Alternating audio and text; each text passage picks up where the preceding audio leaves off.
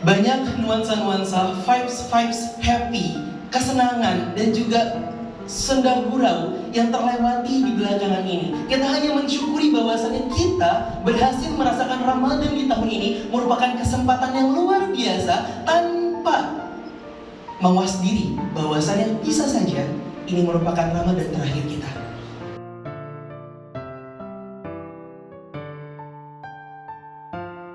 Hubung pada malam hari ini kita sudah memasuki malam ke-22. Tidak terasa, 1 bulan dalam bulan Hijriah itu terdapat 30 hari. Sekarang dalam malam ke-22.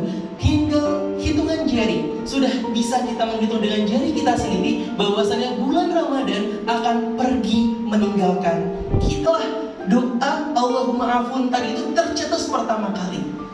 Jadi benar-benar sholat tarawih ini merupakan media untuk kita selalu berintrospeksi diri. Selama 30 hari ini, apa yang sudah kita lakukan di sela-sela sholat tarawih.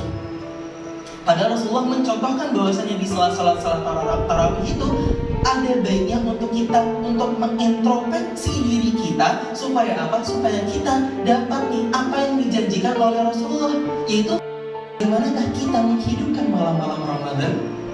Salah satunya dengan melaksanakan sholat tarawih.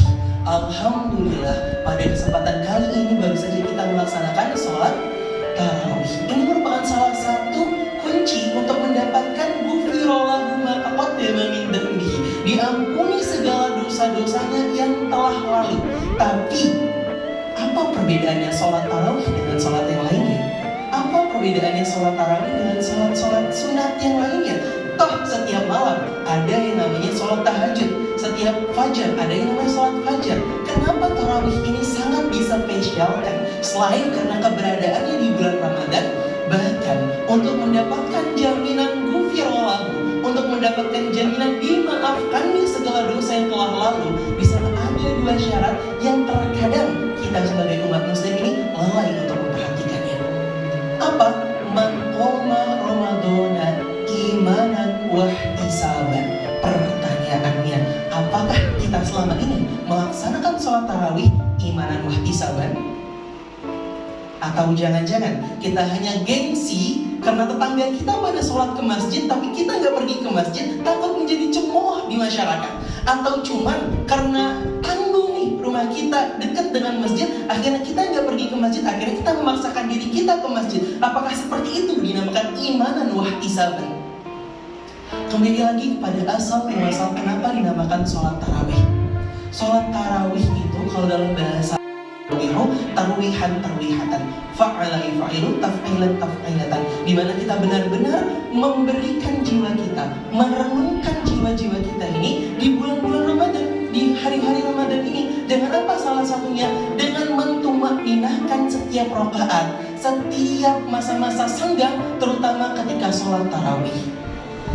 Makanya ini akan menjadi pertanyaan dan biasanya akan menjadi perdebatan yang sudah lama akan dibahas kepada umatnya untuk selalu berintrospeksi diri, menjadikan salah-salah di mana di salat tarawih ini menjadi kaca perbandingan terhadap dosa-dosa yang telah lalu. Bahkan saking Rasulullah ingin menekankan bahwasanya banyaknya pengampunan yang memberikan di malam-malam bulan Ramadan ini, Rasulullah sempat mengajarkan kepada Sayyidina Aisyah radhiyallahu anha yang namanya doa. Maka dari itu para hadirin wal hadirat yang semoga Allah muliakan dan Allah ampuni segala dosanya, amin. Marilah kita mawas diri. Jangan hanya bersukaria dengan merasakan berkahan Ramadan, nuansa Ramadan di tahun ini, tapi kita lupa terhadap sunat-sunatnya. Bahwasanya hakikat tarawih itu bukan berada di seberapa rakaat banyak sholat kita, bukan berada di berapa panjangnya bacaan kita, tapi seberapa yakinnya kita kepada Allah Subhanahu wa Ta'ala bahwasanya Allah akan mengampuni segala dosa kita, dan seberapa seringnya kita mengintrospeksi diri kita di malam-malam Ramadan ini. Ingat tadi Rasulullah udah ngasih kuncinya nih. Kalau antum masuk bulan Ramadan wahai umatku, dan antum ingin menghidupkan malam-malam Ramadan, maka kuncinya ada 2. Kalau mau mendapatkan pengampunan dosa terhadap apa yang telah lalu, apa itu?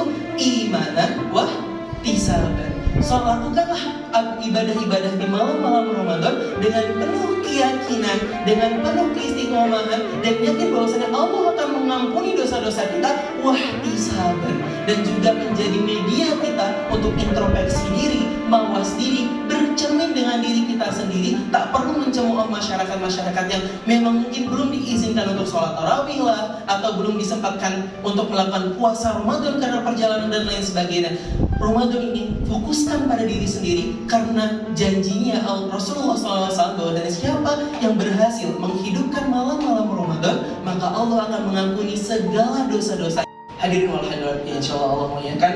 Semoga tausiah dan apa yang kami sampaikan pada malam hari ini dapat menjadi tamparan keras, tanbihan, peringatan, dan juga ajakan bagi diri kami pribadi khususnya, dan juga bagi ikhwan akhwat sekalian yang hadir di masjid pada malam hari ini. Mari kita hidupkan malam-malam Ramadan yang tersisa di tahun ini, dan juga berharap semoga kita diluluskan oleh Allah Subhanahu wa Ta'ala untuk kembali kepada fitrahnya di akhir, di penghujung Ramadan di tahun ini.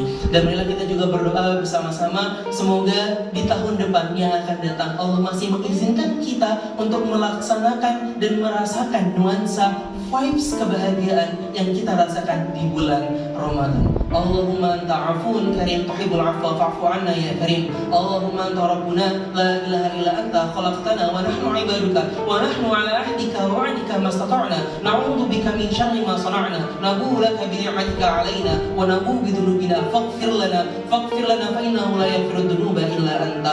Rabbana ighfir lana dhunubana wa kaffir 'anna sayyi'atina wa adkhilna jannataka ma'al abrar ya aziz ya ghaffar ya rabbal alamin.